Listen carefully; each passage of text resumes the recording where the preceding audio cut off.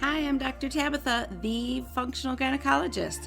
I'm a board-certified OBGYN and functional medicine physician.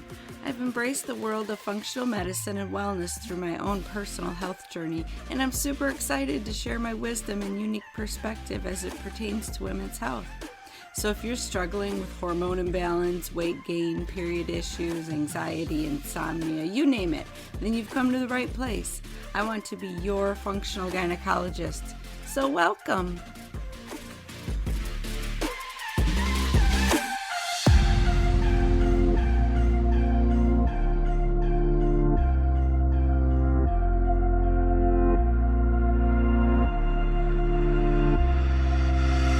Hi friends, you are going to love my guest today. Her name is Dr. Debi Silber. She is doing amazing work in helping people overcome betrayal and create their best lives out of it. It's pretty amazing. So today I'm going to talk to Dr. Silber, who is the founder of Post Betrayal Transformation Institute.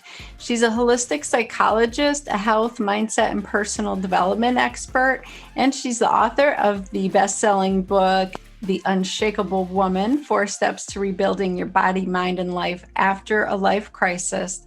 And now her newest book, Trust Again, Overcoming Betrayal and Regaining Health, Confidence, and Happiness.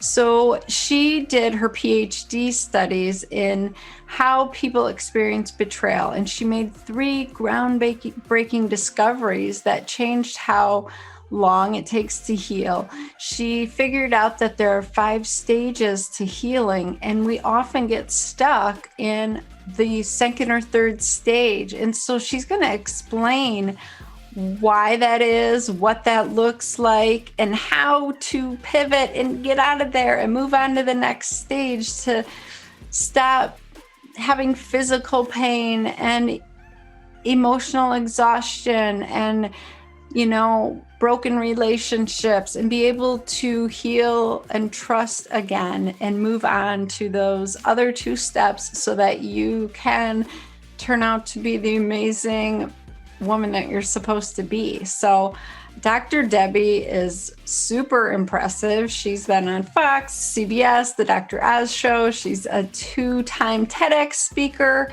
She's a coach, author, and she's dedicated her life to helping people move past these betrayals and break through those blocks that are preventing you from having your health and a satisfying work, job, professional situation, from having the financial stability that you desire, from the deep, loving relationships that you deserve, and the confidence and the happiness that we all want. So this discussion is beautiful and amazing, and every one of you are going to get something out of it, because we've all been betrayed at some point in our life by someone, by some situation. That's part of the human nature of our lives, right? And it's what we do with it that matters. So you're going to get something out of this. It's a beautiful discussion. You're going to figure out what stage you are in your betrayal. And you're going to figure out from Dr. Debi, where do I go from here? How does that change even begin to happen? She has this beautiful group where she walks women through and you find your way. It's not a group where you just get stuck, bitching and complaining, oh, woe is me, why did this happen? And you all kind of fester together, because I know some groups can be like that. And at first it feels like a loving, comforting, warm place to be, but you never grow, you never get out and become the person that you're supposed to become from it, right? So Dr. Debi's group will transform you through the 5 stages and get you where you need to be. So just listening to her is going to be transformative for you. But I want you to really hone in on and think, what is one thing that I can take action on? What is one thing that's like my aha moment? Oh my God, that sounds like me. Oh my gosh, I do that. Oh my gosh, I need to That's where I need to go and what I need to do next. And once you figure that out and have that aha moment, I want you to share it with me on social media, Dr. Tabatha on Facebook, Instagram, private message me, send me some information saying, I need to hear more of this. This was transformative to me. Thank you so much, because we are doing this for you. Dr. Debi gave her whole life to this, and she healed from her own betrayal out of it. So she she walks the talk. She's an amazing human being, and you're really going to enjoy this conversation and get so much out of it. Hurt people hurt people. Sometimes that's you, sometimes it's the people around you. And we need to know how to react, how to respond, how to repair and get out of that. So I'm really excited. If you can't listen all the way through all at once, the beautiful thing about podcasts is you can hit pause, you can come back. You can go back to my first episode I created a year ago and listen to that. I love podcasts because I'm all over the place. I've listened to a couple podcasts of someone else's more than once because it was so transformational for my mental growth that I was like, okay, I need to hear that again, because now I'm finally starting to understand it. So let me go listen to it again, and then I get more out of it that next time. So that's why I love podcasts. I love that you can go back and listen again, or you can pause it and come back. It just fits with your life. So thank you for joining me. I'm honored that you're here with me. I do this for you. I want to know what else you want to hear about. I have access to some of the most amazing minds in health and wellness, and I want to bring them to you. So thank you. So let's have this discussion with Dr. Debi Silber. I'll put in my show notes where you can find her. Reach out to me on social media at Dr. Tabatha. And here we go.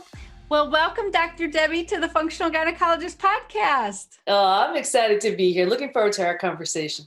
Yeah, I think this is going to be so transformative for so many of my women listening today, because I will tell you all day, every day in the office, I am trying to help women reclaim their health. And what I'm finding is that they have huge emotional and mental blocks, and they may be aware of it or they may not, but that work is so important to actually overcome, like why you can't stop eating sugar, or why you can't exercise, or why you're afraid to lose the weight, right? Like it's so much deeper. And I love all of the work that you've done. It's just incredible.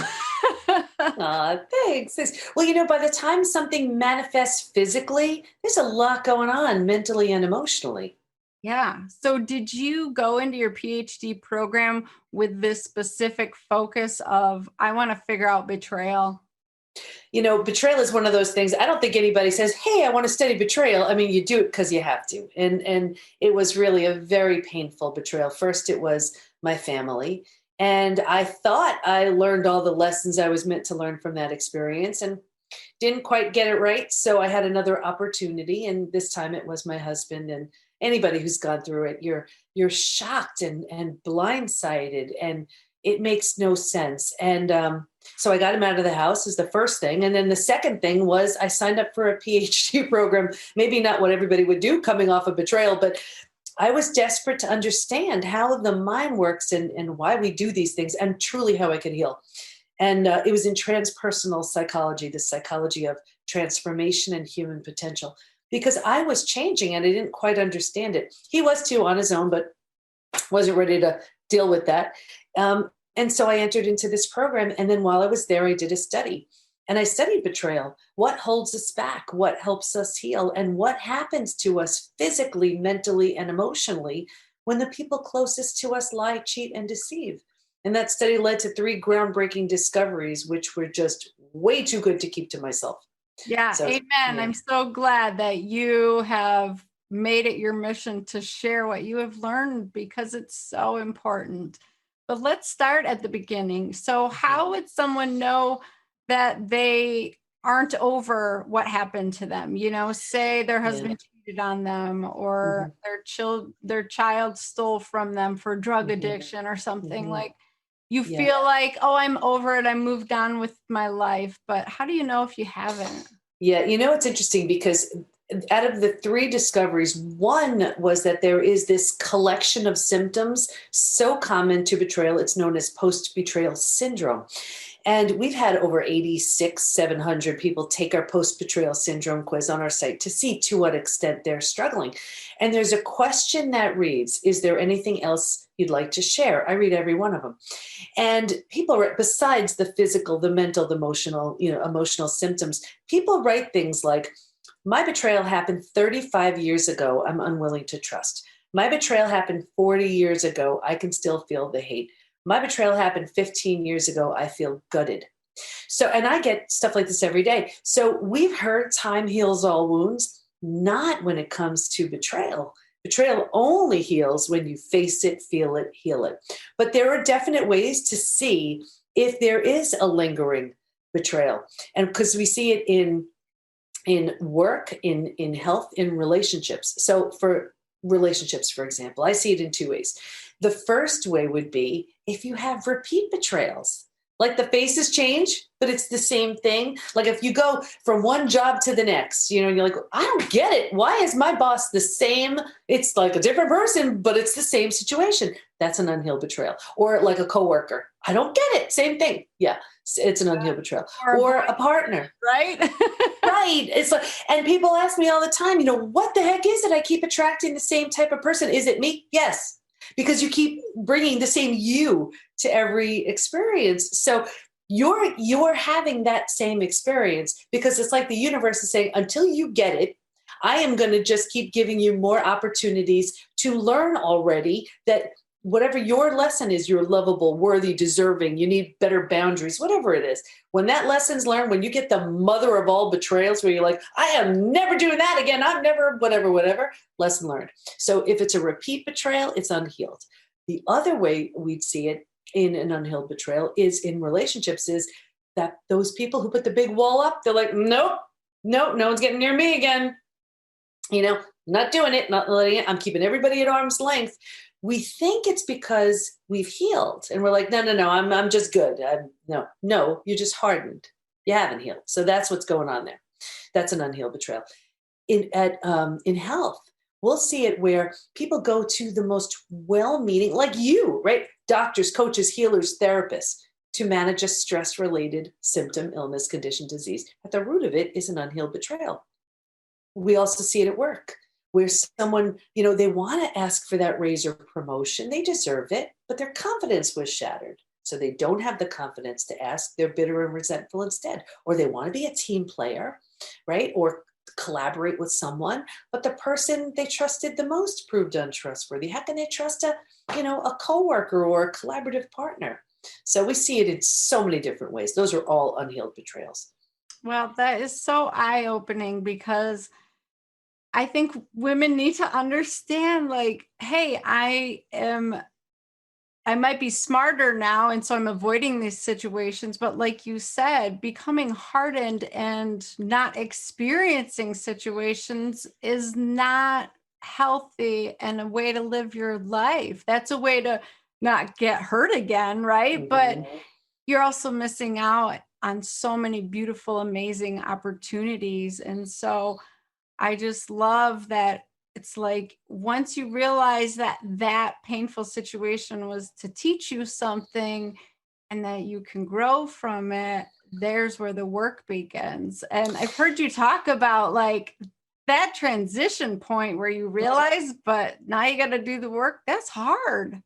It's very hard. And that's why one of the other discoveries was that while we can stay stuck for years, decades, a lifetime, and many people do, if we're going to heal, we will move through 5 stages. And we know physically, mentally, and emotionally what happens at every stage and what it takes to move from one stage to the next. But that space you're talking about is the most common place to get stuck. And that's that stage 3. I mean, I'm happy to go through the stages if you want. Yeah, let's do that. I mean, I was just thinking about I heard you talk one time about how you'll have a couple and one person finally feels like they're ready to heal themselves and make changes. And so they start exercising and they gain some confidence back. And then the other person, oh my gosh, they get jealous and questioning and worried because all of a sudden that comfort space that they shared together is gone, and you're trying to change the dynamic and the other person is like, hey, wait a minute, I'm not ready for this. I mean, is that what happens with most people? It depends. And what you're talking about is really this like sort of subconscious sabotage that goes on, because that would be when that other partner starts bringing donuts home. It's like, hey, yeah, you're looking great and all, but look what I brought, donuts, whatever. And it's because that fear that has to be spoken about. Where now, if the other one who is on, let's say, this healthy eating journey, and if they see that partner is uncomfortable, the conversation that would really help the two of them would be something like, I feel so great and I'm feeling so much better. And that means we have more energy to do all these great things. And, so then the person isn't afraid. So it's just, there are so many things that are just unsaid, but that's different than that stuck point, and it just reminds me of, I'm big on analogies, and I wrote about it in Trust Again, the new book, where it's almost like, imagine, we talked about the big wall up where you're not letting anybody in. It's as if you get burned on the stove. You reach for something, you get burned, and you're like, not cooking again. No way. Just not doing it. You know what I mean? And it's like, we need to learn, okay, let's be careful. Let's approach it carefully, put a glove on, whatever you need to do. But you're depriving yourself if you don't work through that. Relationships are the foundation of life. We're meant to have deep, meaningful, loving relationships with friends, family members, partners, whatever. And if we don't heal that, we're ripping ourselves off. So we need to heal that. Yeah. So let's go through the 5 stages. I mean, because I can see a lot of women going, okay, yeah, I've been through that, but where do I even start? Yeah. Well, you know what? And this is the thing. People will see exactly where they are when they hear these stages. Okay. So the first is like a setup. It was just a setup stage. And this is what I saw with every single study participant, me included. If you imagine 4 legs of a table, the 4 legs being physical, mental, emotional, and spiritual. What I saw with every single person, me included, was this real heavy lean on the physical and the mental, and kind of neglecting the emotional and the spiritual. So what does that look like? It looks like we're really good at thinking and doing, and not really prioritizing the feeling and being. But it's in the feeling and being, that's where our intuition lies, and we turn that down. And that doesn't mean if you're busy, it's a setup for betrayal, but it's what I saw every single time. And women are so great at this because we have so much on our plate, right? And then I get it. I was, raising 4 kids, 6 dogs, full business. I mean, it's crazy, but the only way we can do it is if we become almost machine-like, to get it all done. Turn down the feeling and being, so we could just knock things off of our to-do list. Anyway, so if that table, we're only prioritizing 2 legs of that table, easy for the table to fall over. And that's what happens. Stage 2, scariest stage. This is the breakdown of the body, mind, and worldview. This is the shock.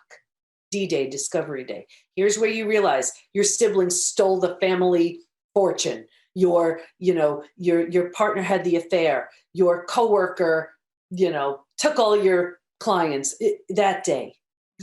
And so now we ignite the stress response. So we're headed for every single stress-related symptom, illness, condition, disease, this stuff.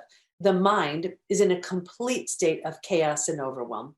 We cannot wrap our mind around what we just learned. This makes no sense. And our worldview is shattered. That's our mental model. These are the rules of the world, how it works. These people are safe, don't go here. This is how it all works. And in a moment, a shockingly painful moment, everything that we've come to know and understand has been shattered. One of my study participants said, you know what it's like? It's like every negative emotion you can imagine and getting punched in the gut and losing a child in a crowd at the same time. Yeah, even hearing that makes me sick. It's awful. It's awful. And that moment tattoos itself on your body and mind. So it's scariest stage. So here's the thing. This is where the bottoms out on you. So if the bottom were to bottom out on you, think about it. What would you do? You'd grab hold of anything and everything you could to stay safe and stay alive. And that's stage 3. Survival instincts emerge. It is the most practical stage. If you can't help me, get out of my way. How will I survive this experience? Who can I trust? Where do I go? How do I feed my kids? Like, it's totally practical. But here's the trap. Because we figured out how to survive, and it feels so much better than the shock and trauma of stage 2, we're like, whew, and we think that's as good as it gets. So we start planting roots here, and we're like, okay, all right, I'll figure out how to make this work. And the problem is, the longer we stay here, the harder it is to leave. And we have no idea. There are 2 whole stages waiting for us. And then what happens is, when we're here for a while, we start getting all of these benefits, small self benefits from being here. You get to be right. You get someone to blame. You get a target for your anger. You get sympathy from other people, and you think this is good, right? You don't have to do the hard work of learning to trust again. Do I trust you? Do I trust you? I forget. I'm not trusting anybody. And then as you're here, now what's happening is now your mind is doing all kinds of things like, well, maybe you deserved it. Maybe you're not all that great. Maybe you're not this. Maybe you're not that. And now like energy attracts like energy. So now you're calling situations and circumstances and people to you that confirm this is where you belong. And this is only stage 3. Yeah. And that's why this is the most common place to get stuck. And it's worse. I'll show you how you get out of it, but it's even worse. One more level. Ready? Because this is so uncomfortable, this is also the stage where you start using food, drugs, alcohol, work, TV, keeping busy, reckless behavior, because you're not happy here, but you're thinking this is as good as it gets. So you're not happy with your health. You're not happy with your body. You're not happy with your relationships. You're not happy with your life or your lifestyle, but you're like, all right, and now you start doing this, and it's like this perpetual, really bad holding pattern. This is the most common place to get stuck. Mm-hmm. If you're willing to let go of those small self benefits, willing to accept your betrayal. There were 3 groups in the study who did not heal, and I can talk about that too. But if you're willing to let that stuff go, you can move to stage 4. Stage 4 is finding and adjusting to a new normal. Here's where you get it. You accept you cannot undo your betrayal, but you can control the effect it has on you. So this is like if you've ever moved to a new house, office, condo, apartment, whatever. Your stuff isn't all set up yet. It's not quite cozy, but it's going to be okay.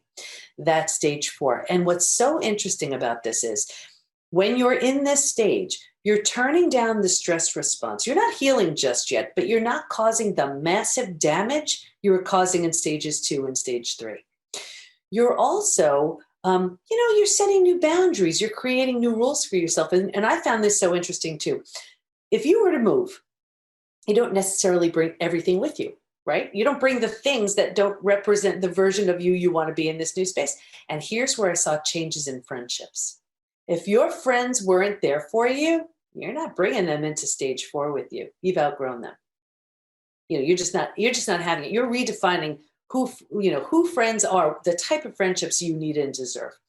Anyway, you're in this space, you're making it cozy, you're making it your own, you settle in there for a while, you can move to stage 5. And this is healing, rebirth, and a new worldview. The body starts to heal. Now you want to eat well, you want to move, you want to take care of yourself. You didn't have the bandwidth for that earlier. You were surviving. Now you do. Your body starts to physically heal because you turn the stress response down. Your mind, you have new beliefs and new boundaries and new everything based on your experience. And you have a new worldview based on what you've been through. And remember the 4 legs of the table, we were only focused on the physical and the mental. Now we're solidly grounded because we're focused on the emotional and the spiritual too. Those are the 5 stages. Yeah, that's so incredible that you have figured that out. So now we have the groundwork laid for people to actually know where they're at and know where they can go. Like, how amazing is it to realize, like, I don't have to be stuck here. Mm. Do you have any idea what the percentage of people get stuck in stage 3? Because I feel like that's the majority of my patients, and Yeah. for a while as well. It is, I would say it's interesting because in our the PBT, Post Betrayal Transformation membership community, yes, it's the people who are recently betrayed and it's the shock and the trauma.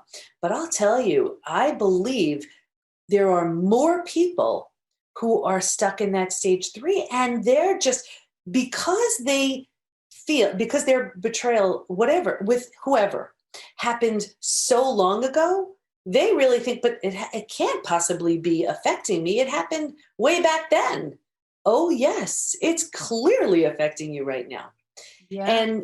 And that's where they stay. I really think as many people are who are, recently betrayed, the bigger group is the ones who've just made that stage 3 their new home because they don't know. Yeah, I mean, honestly, I've had so many women tell me, they fill out their questionnaires and they check off like physical or sexual abuse history, Yeah. things like that, divorces, all these big major things. And they'll say to me stuff like, oh, that was forever ago. That's not the issue. When I Mm, can see within the first 20 minutes that it yeah. clearly is the issue. And trying to get women to realize that about themselves has been difficult, but you seem to make it so easy because you're just kind of laying it out there like, hey, it's not your fault. This is what happened, but now we need to take those lessons and learn and grow from them. So, wow. So you're saying most women come to you right after a betrayal. It's more obvious, but a lot of them have old wounds as well. I'll tell you, like, here's the typical, this is the typical profile of someone we see. And I talked about this I did 2 TEDx's. The second one was, do you have post-betrayal syndrome? The first one is all about how we numb and avoid and distract. So they actually both go together.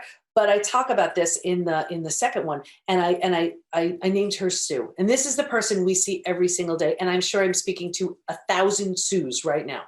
So this is a person who she's not sleeping, so she's exhausted, so she's using sugar and caffeine for energy, right? So that's also one of the reasons why she's been gaining weight, particularly around her midsection. So she's not feeling good about it, and she's doing that sugar-induced roller coaster of energy all day long.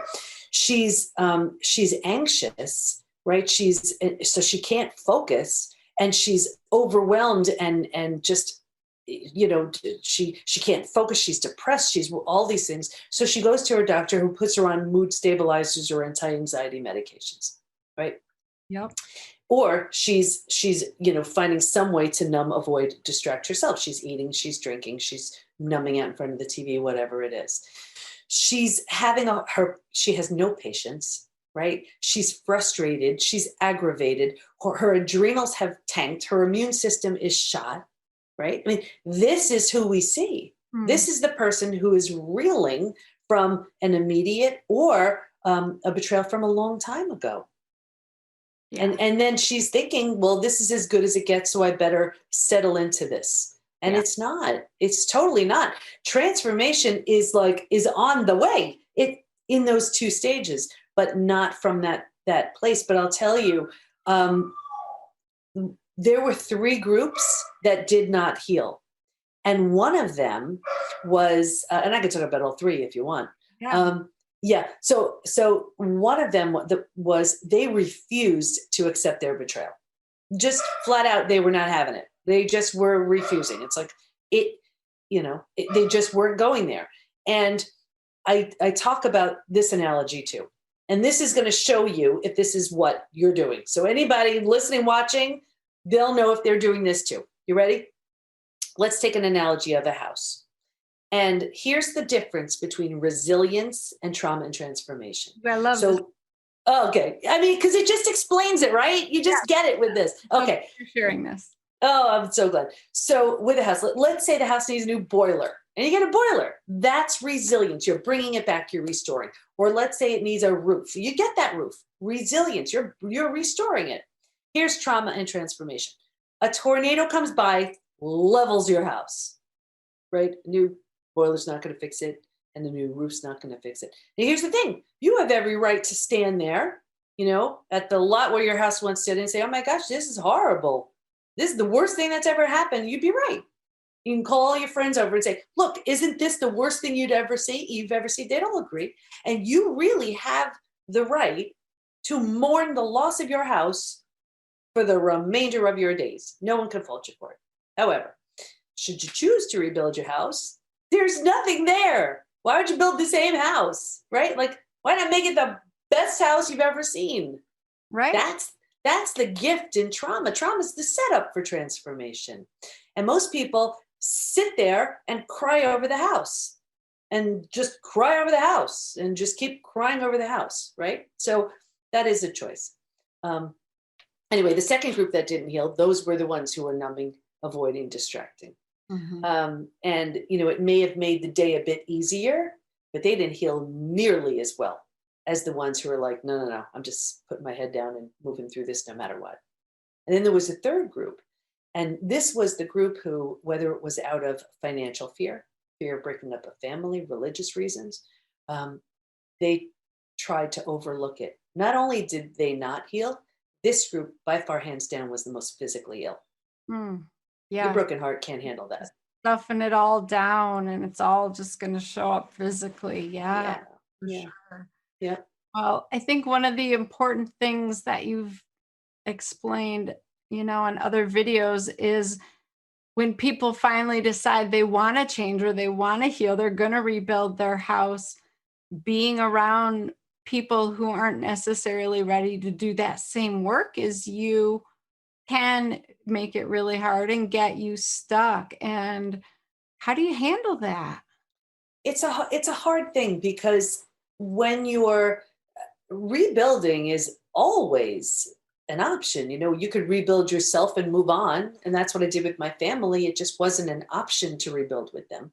And you know my story. If the situation lends itself, if you're willing and if you want to, you can rebuild something entirely new with the person who hurt you. And that's what I did with my husband. As two totally different people, we married each other again. New rings, new vows, new dress, and our 4 kids as our bridal party. But it's not always an option. Like with my family, it was not an option. So that's when you bang your head against the wall enough times and realize that I am totally exhausting myself, making myself sick, trying to prove, convince. I mean, everybody who's gone through that knows, and it just doesn't work. So you need to just heal yourself and move on. Yeah, I'm kind of thinking of your house analogy. Like you can build in the rebuild in the same spot, have the same neighbors. Maybe you want to go build in a whole new community and have new neighbors. So you might outgrow your friends or the people in your life, and that's okay. Yeah. And I don't think that we give ourselves enough grace to say, you know what? It's time for a change. It's time to move on. I appreciated those friendships and relationships when I had them, but it doesn't have to be forever, And I just think people use that as a way to stay stuck and maybe even an excuse sometimes. So they do, because it's scary to outgrow what was familiar. And that's what happens. What used to feel good doesn't feel good anymore. What used to make sense doesn't make sense anymore. What used to work doesn't work anymore.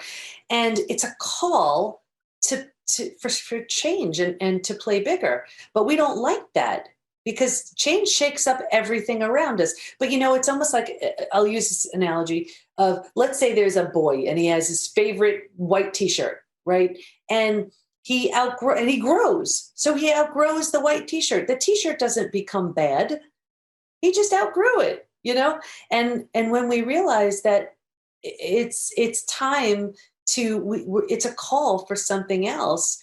You can still love your friends, but if it was a one-sided friendship and you need something different now, you're going to know it. You're changing all the rules. after betrayal. I mean, that's the gift. I mean, that's really one of those things. You're recreating yourself.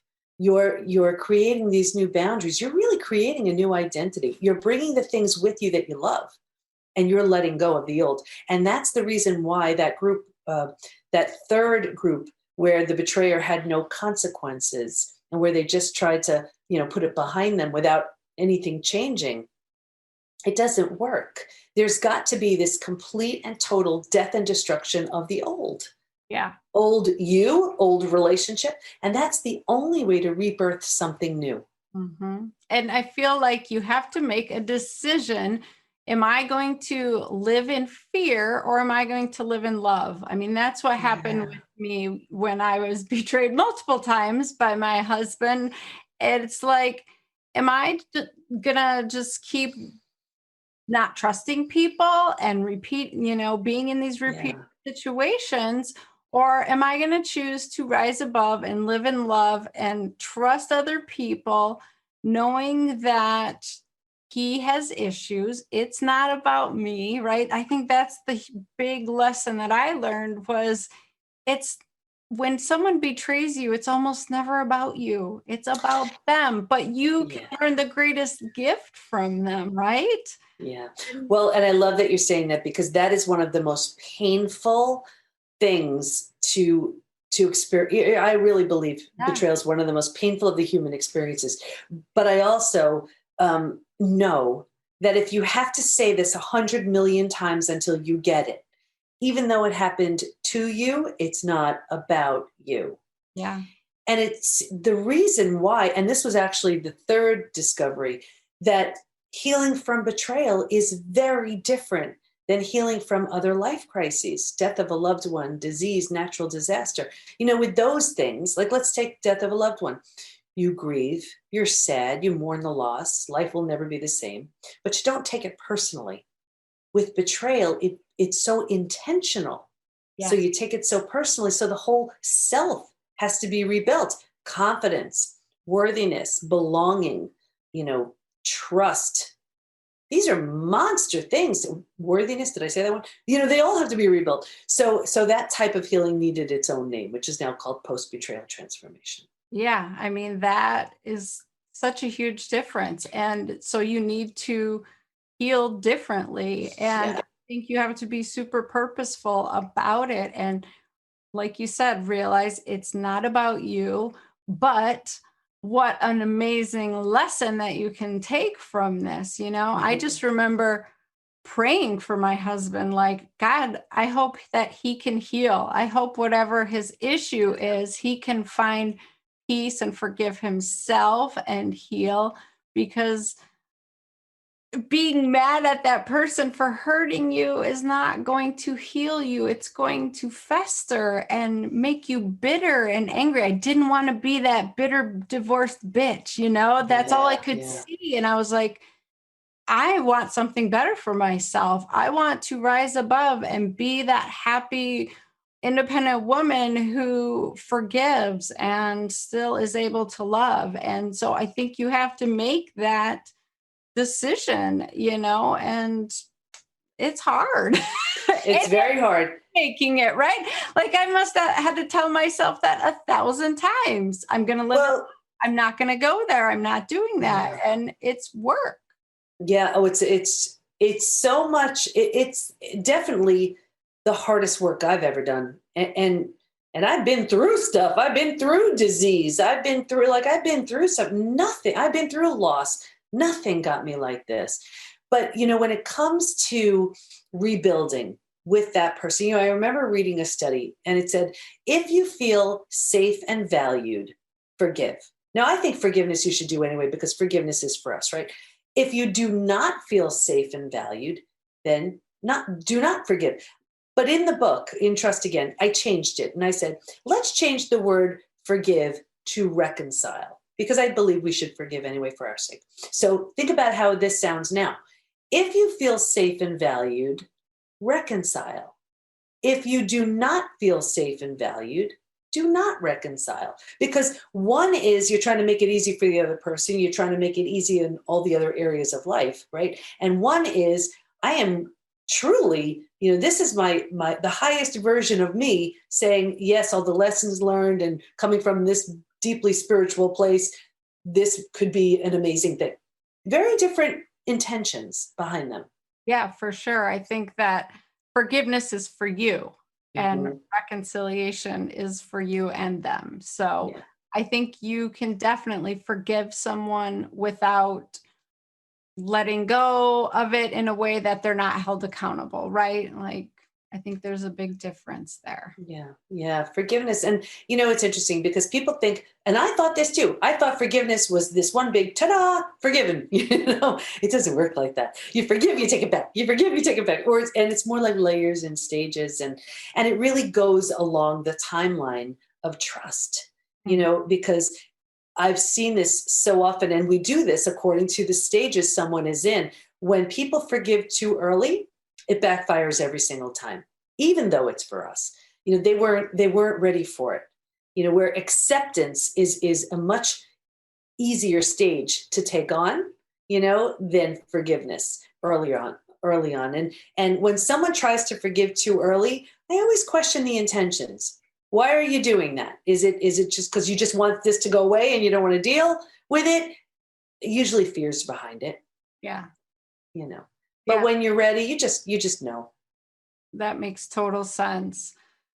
Oh my gosh. So, what is the first thing someone should do? I mean, just kind of identify where they're at in your steps. Yeah, well, you know what? You can't change what you're unaware of. So I always have people just take the post betrayal syndrome quiz so they know to what extent they're struggling. They'll see. And it may be even a little bit jarring because they'll be checking off these symptoms thinking that they've just been attributing them to, oh, well, just age, whatever. No, it's not. It's because of your unhealed betrayal. So they'll see. And there's got to be, check your willingness, because if you're unwilling to move forward, you're going nowhere, because we never want to be without that identity. And I remember for years working with people just with weight or with health.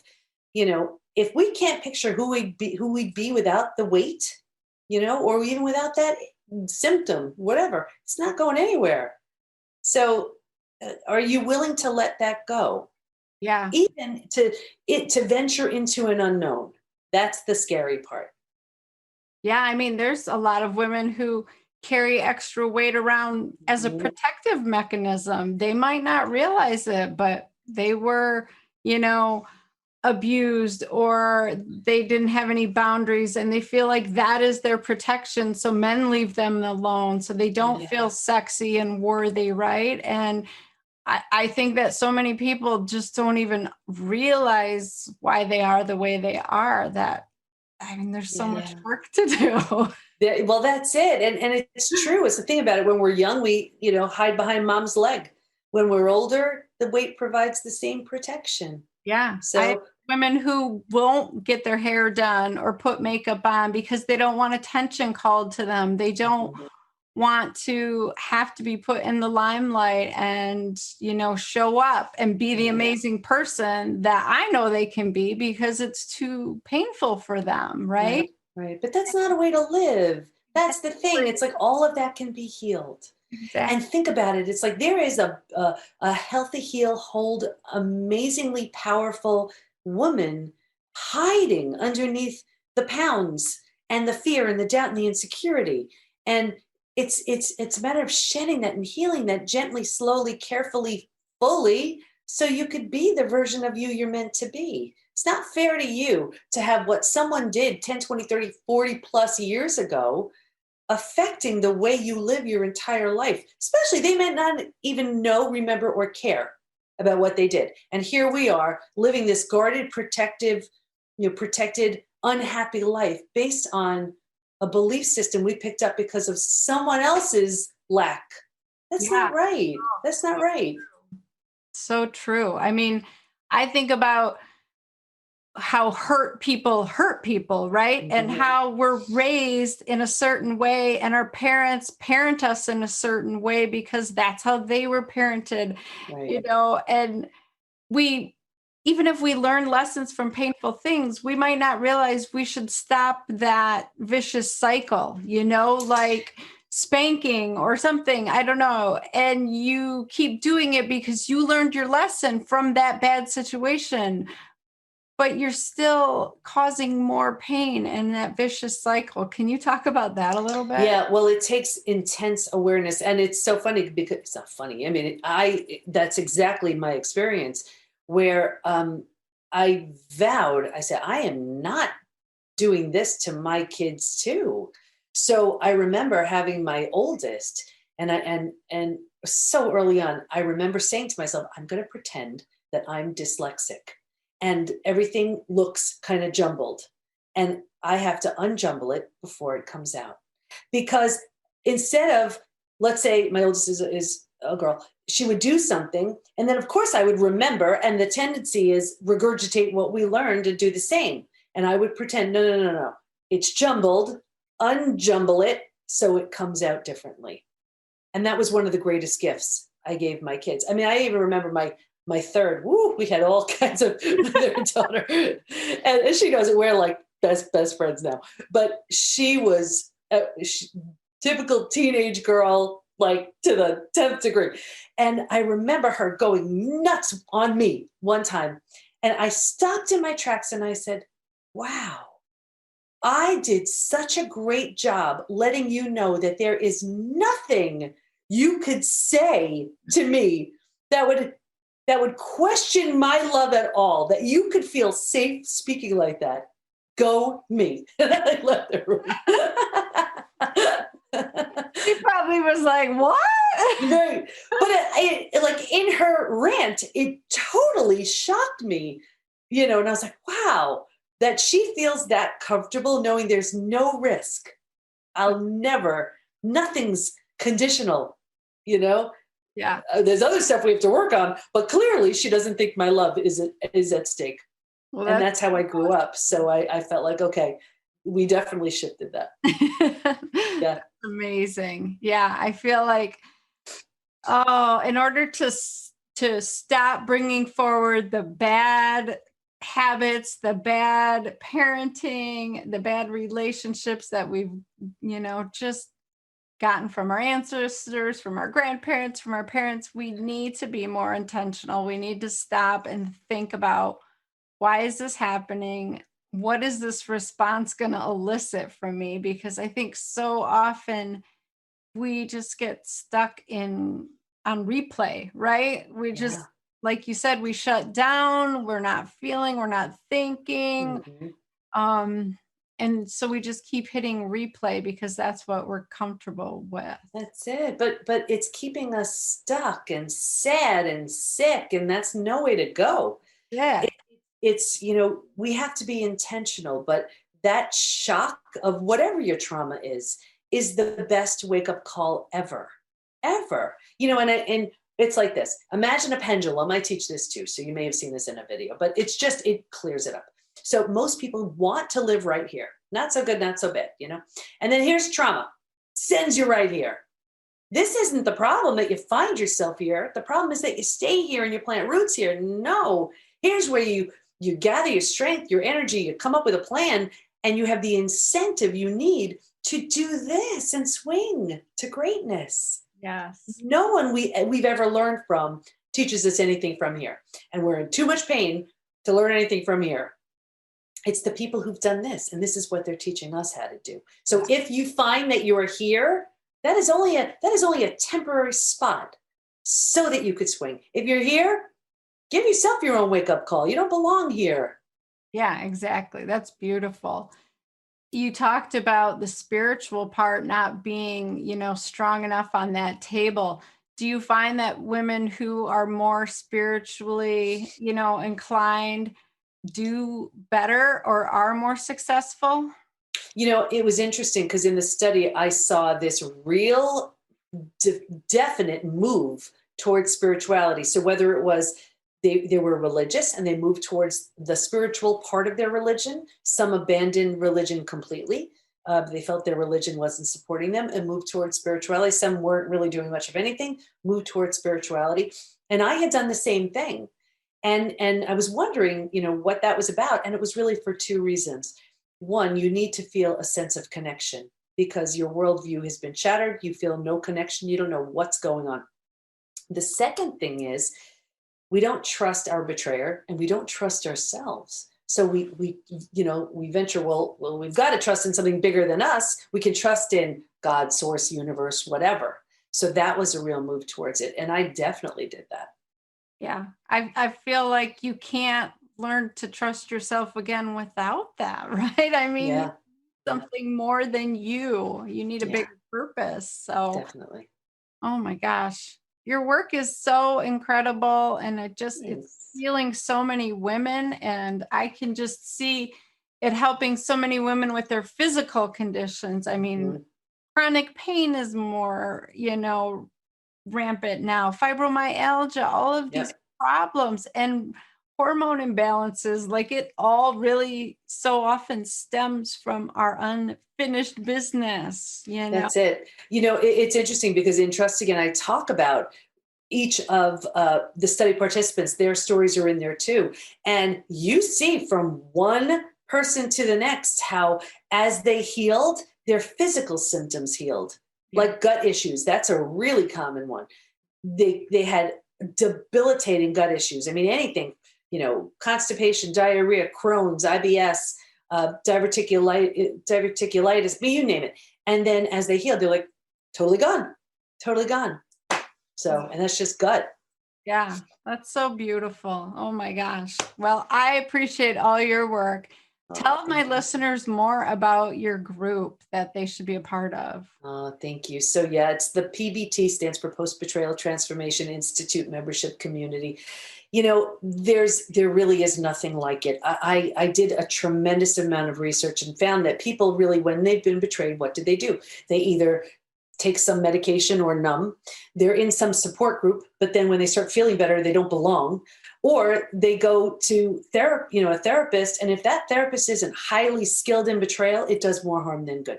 So I was like, okay, you know what? We made these discoveries. We clearly know what works now. I know what worked for me. The study proved we need support, but the right kind of support. So I put everything under one roof, and we have live daily classes from our certified coaches and practitioners. We bring in curated experts to teach one-time master classes on just really great topics. I go in there, twice a week to do a live Q&A. We have my programs are in there moving you through the stages, and we have the most incredible forum where people just post and lift and inspire each other. So there's really nothing like it, and it's beautiful to watch the healing that's going on in there. Yeah. Oh my gosh. That gives me goosebumps. That's so exciting I mean, and like you said, the betrayal could be brand new, fresh, and you're ready to just like figure it out and move on. Or it could be something from a long, long time ago. This group is going to It, help no matter Oh, what. it definitely. And we even have this amazing welcoming process because you know how like you go to a party or a networking event and like, I don't know about you, but that is just terrible. You don't know anybody. You're so awkward and I hate that. So we created this beautiful welcoming process. So we have my assistant, we call her the PBT host mama. And what she does is people fill out a little questionnaire. And based on that, she meets with every single person to find out more about them and shows them around the community, suggests the right classes and coaches. And if they want to buddy up with someone, she could find a buddy for them so they could go through it together. So we're really trying to come up with anything and everything that's going to have someone heal. And we have a charity component every month. It's so fun. Wow, that's so beautiful. I want to join, even though I don't feel like, well, I guess I have had betrayal. So yeah, I should. And that brings up another point. Like, I think people downplay the things that happen to them in their life. Like, I've had huge betrayals, but Yeah. because I've done the work, I'm like, oh, whatever, that's fine. But Yeah. I bet I could, benefit from learning from you and being in that community, right? Like, I mean, I don't know where you're at in the stages, but for sure you can come in and teach a masterclass. yeah, I mean, I've learned a lot along the way, but I feel like having a strong faith definitely got me through. I always felt like somebody bigger greater than me was having my back, and I had someone to trust in, right? And it allowed me to trust in myself again. So I love the idea of trying to figure out something greater beyond you and what your purpose is in life, because we all want to feel like we have a purpose and that we're needed and accepted, right? So, and you never know what that purpose is. I mean, I remember talking about the spiritual side. I was so lost, and the spiritual piece was so important. So I made an appointment with a spiritual counselor. She's become a dear friend. And I walked in, and my first appointment, she said, "Oh my gosh, you two planned this." Like, planned? So yeah. He needed something so that he'd crash and burn and become the husband, father, friend he's supposed to be. And you needed to go through something so traumatic so you can really heal and be able to teach from this deep place of knowing you're going to have this institute and books and this big following around betrayal. I'm like, you're crazy.